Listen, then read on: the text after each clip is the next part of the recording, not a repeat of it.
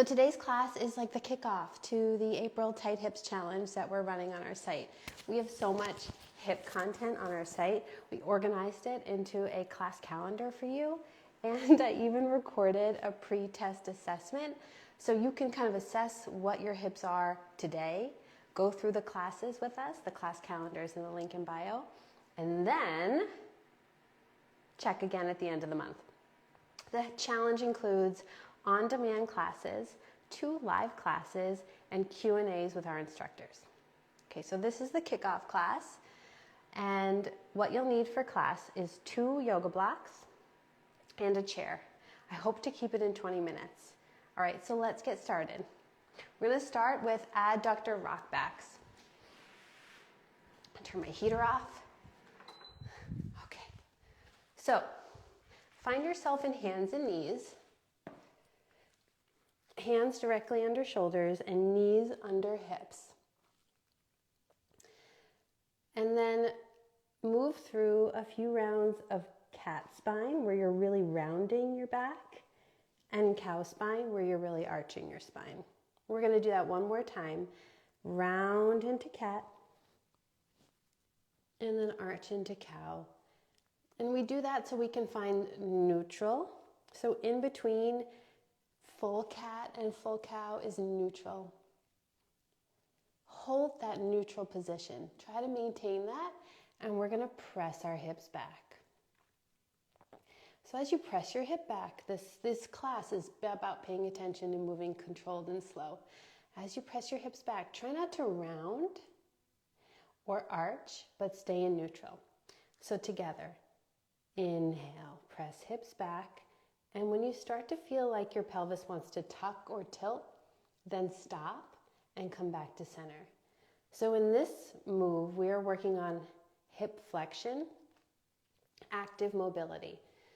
So each time we press back, the hip should be rolling in the socket, the pelvis should be stable, and we're mobilizing that hip joint by moving the pelvis back and allowing the hip ball to move in the socket.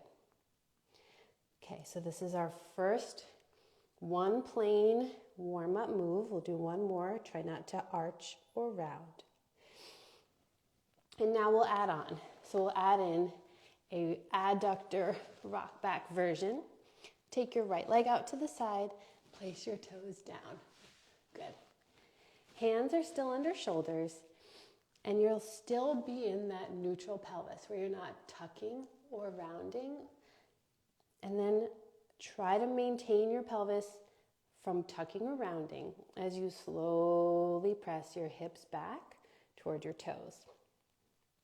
Now, this is a great place to add a block onto your pelvis because you can feel if you lift the right side of the pelvis up, if you arch your pelvis or round it. So put your attention into your pelvis. Think about it being really flat and stable, like you're holding a tray of champagne flutes that are full. And keep that pelvis neutral as you rock back. So you'll feel a stretch inside your inner thigh. But the reason why the pelvis stability is so important is because if you start to move your pelvis, it means you're not moving your hip, if that makes sense. And so persistent hip tightness can be because you're really always moving your pelvis like a hike or a tuck and not moving that ball and socket joint, which is what we're doing when we're stabilizing the pelvis. Oh, it's a good stretch. Other side, you'll take the left side out.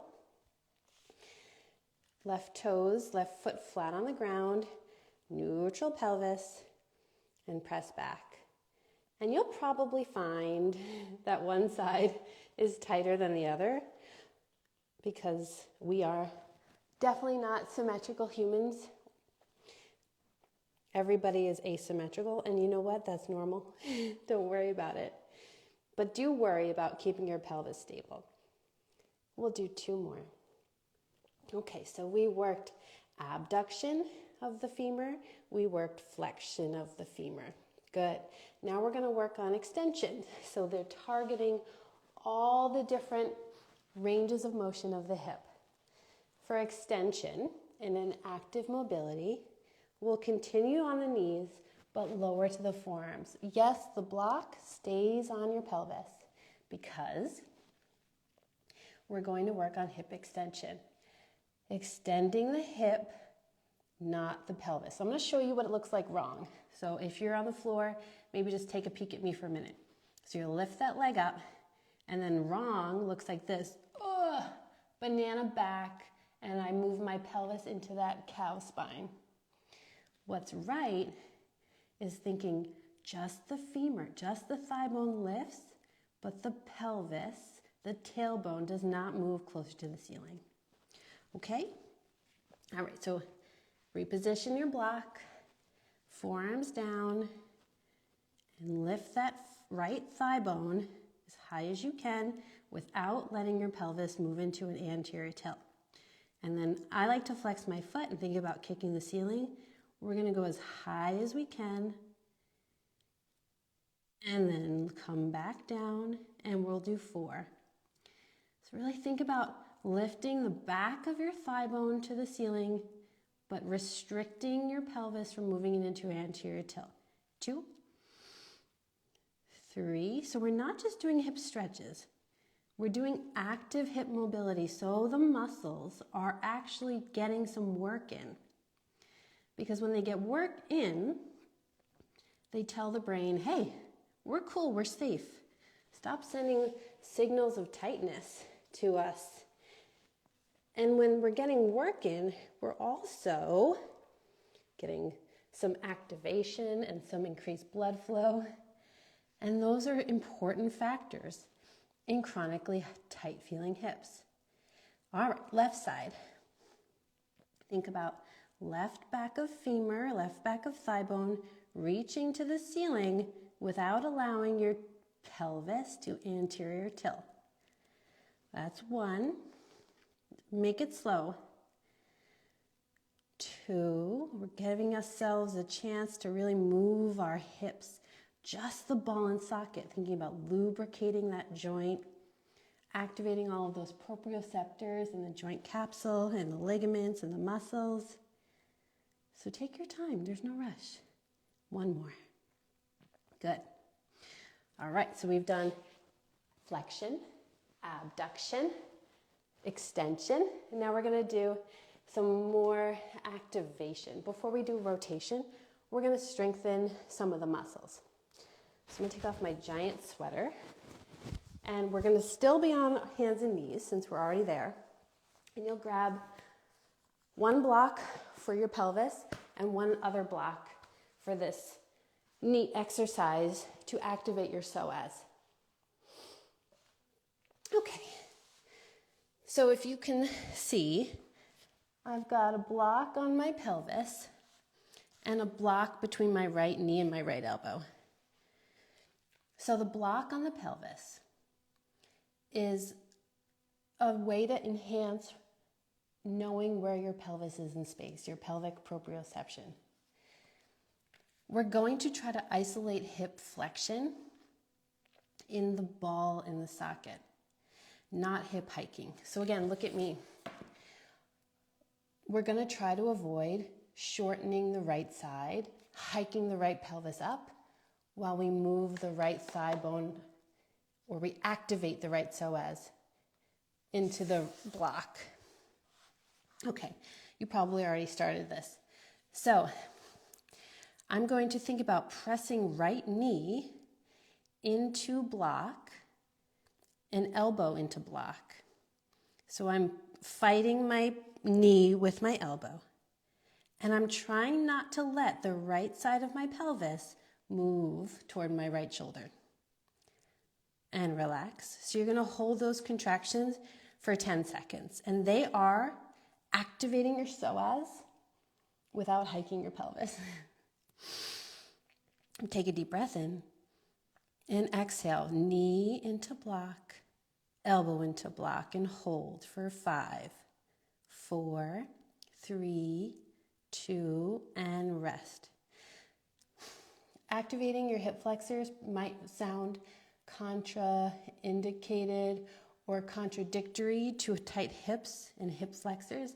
It's actually the opposite. tighten. Go ahead and do another one, knee into elbow. By doing this, again, you're sending a signal to the brain like everything's okay in here, and you're also creating strength and blood flow. 2, 1. One more on the right hip, right elbow, and 5, 4. I think it feels really good. 3, 2, 1. If you're feeling pinching in the front of your right hip, check in to make sure your right hip is not moving toward your right shoulder. Left side, you can stay where you are. I'm going to pivot. It's so weird not being able to look at the questions or comments, but go ahead. Okay, so block is between my left elbow and my left thigh. Block is on my pelvis, and push for 5. Again, you'll feel difference from side to side. 4, 3, 2, 1. Good. Really activate and push that knee into that block and push the elbow into it. Drive the knee forward. 5, 4, 3, 2, 1. And last one, drive the knee, don't move the pelvis. 5, 4, 3, 2, 1. All right, we did flexion, we did abduction, we did extension, we activated our psoas. Let's activate our glutes. All right, come onto your belly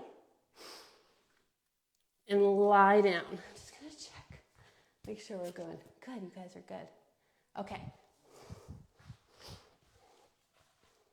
Your head can turn either way. So a lot of people that I see that have tight hips have no idea how to squeeze their glutes without feeling their hamstrings or the fronts of their hips. So I break down glute exercises really simply for people so that they're like almost impossible not to feel your glutes. One of my ones I love is this, I call it a frog, but it's a frog modified. This exercise. So I'm on my elbows, you can be on your belly. You're going to press your feet together and take your knees wide. So the action is externally rotate your thighs. So you're thinking about your thighs rolling out as you push your feet together to activate your glutes. And again, this is something you could be doing every day if you have tight hips, is making your glutes stronger, because glute strength is a tight hip fighter. All right, so squeeze. 5, 4, 3, 2, and rest. You can think about your outer thighs rolling up to the ceiling and your inner thighs rolling down. Let's do it 4 more. Push, squeeze, outer thighs roll up, inner thighs roll down. If your hamstring is gripping, think about your glutes more. Make sure your head is down. You know what else works? Is putting your hands on your glutes and really trying to get your tush to work. Thinking about the back of your thighs being long. And I bet if your hamstring's working more on one side than the other, that's the side of the hip that feels tighter. That's why we put together all of the classes in the program, because they really break down the mechanics and the muscle activation that you need to overcome tight hipness. Tight hipness? Hip tightness. 2 and 1. Good. You guys got 1 more. Get those glutes. 3, 2, 1. All of these exercises are things you could be doing on a daily basis to get better. All right. A few more things that are in my Fight Your Tip. Oh my goodness. Fight Your Hip Tightness Toolbox. Let's come on to our backs. Super basic, but super feeling good exercise is windshield wipers. So you'll take your feet super wide as your mat, and let your knees knock. This is internal rotation and adduction of the hip. Make sure that you're not overly arching your pelvis, because again, we want to really focus on the pelvis staying stable. And then we'll start to windshield wipers. So allow your knees to roll slowly to the left, so that your left leg will move into external rotation and abduction. Your right hip will move into adduction and internal rotation. And then inhale, reverse it. Let it take 3 seconds to get to the other side at least. 1, 2, 3. Let's take 4 seconds to go to the left. 4, 3, 2, 1. Let's take 5 seconds to go to the right. 5, 4, 3, 2, 1. I love counting because otherwise I'm like so in my head, and the counting can really help me be in this very luxurious movement. Pause here. Okay, so we have left leg into external and abduction, right leg into adduction and internal. Hands on your pelvis. Okay, you're gonna think about leveling out the pelvis here first. Good. And then now I want you to bring your right knee off the ground. I want you to pull your right knee toward your nose, but don't change the position it's in. So it's still adducted and internally rotated. Don't let your pelvis tilt into a posterior tilt, or let your right hip move towards your ear. Keep pulling that right knee toward your nose as much as you can. If it hurts, then you stop. And then once you get close as you can, sweep the right knee over to the right so you open up, kind of passing through a hip butterfly pose, and then bring the right knee all the way down toward the toes. Keep the pelvis stable. Turn the right knee back into where it began, which is adduction and internal rotation. Put the right foot down. Hips to the right. Windshield wiper right. Pause. Level out your pelvis the best you can. So that means drawing the left pelvis down, and then go ahead, like there's a string attached to the left knee. Pull the left knee toward your nose in that adducted and internally rotated position. Don't let the pelvis tuck. Don't let the left pelvis hike. Pull it as close to your nose as you can, and then sweep the knee to the left. Pass through that butterfly-ish shape. Pull the left knee down toward your toes as far as you can, and then bring it back to that adducted and internally rotated position. Place your foot back down. One more each side, a little faster. Hips to the left, windshield wiper, knees to the left.